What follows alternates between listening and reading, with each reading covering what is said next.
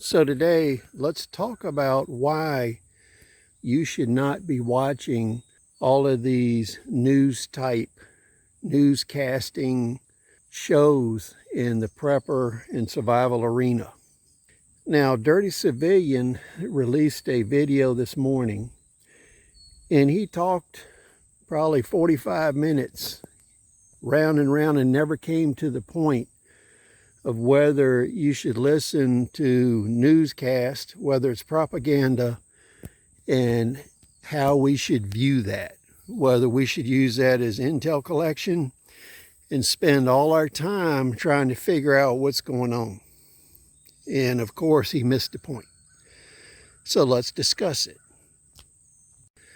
So when we look at Canadian prepper, we look at full spectrum survival, city prepping, alternate news media, social media, newscasting, the Tim Pools of the world, and all of these reports where we're looking at the national debt and how much it grows every day and what's happening all over the world and what's closing and what's opening.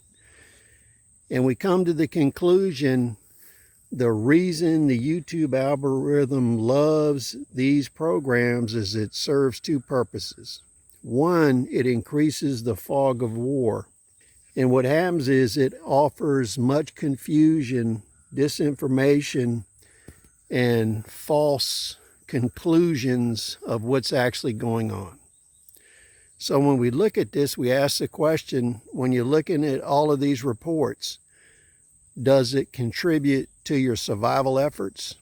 Does it contribute to your life support? Does it contribute to your financial success? And number 4, does it increase the effectiveness of your political actions? And the answer to this is no. And the reason is all of the time that's wasted on all of these broadcasts, all these newscasts, propaganda stations, political arguments, all of that time is time you could have been using to build skills, to raise food, to learn to do things, to cut grass, cut trees, mill lumber, raise animals, fix your car, build things, and do improvised and expedient construction to improve your lot in life, to improve your capability, and to improve your standard of living. So when we look at people's phones, how many hours a week do they spend on YouTube listening to this crap from all these channels? So when you look at your phone and you take a look at how much time you spend on YouTube, social media, and so forth, many people are spending 4 or 5 hours a day with this dribble. That's 4 or 5 hours that could actually contribute to an improvement in their life. It's also time that could increase the survival potential of these people in SHTF.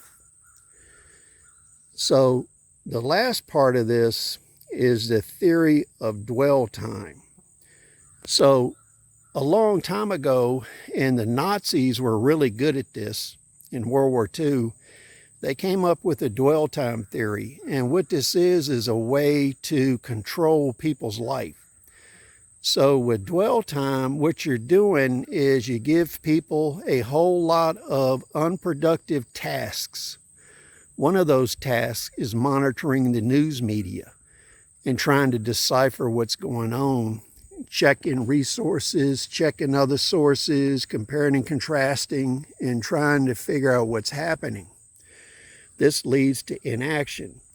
And the way this works is a person spends a whole lot of time on social media. They spend a lot of time paying bills, running here, running there, going to buy stuff, getting permits, getting things from the government, getting permission to do things, getting permission from corporations to do things, dealing with customer service. All these activities are non-productive. What they do is they rob you of your life and your time. This is all part of dwell time theory, where you bombard somebody with so many unproductive tasks that add nothing to their life that it basically destroys their potential.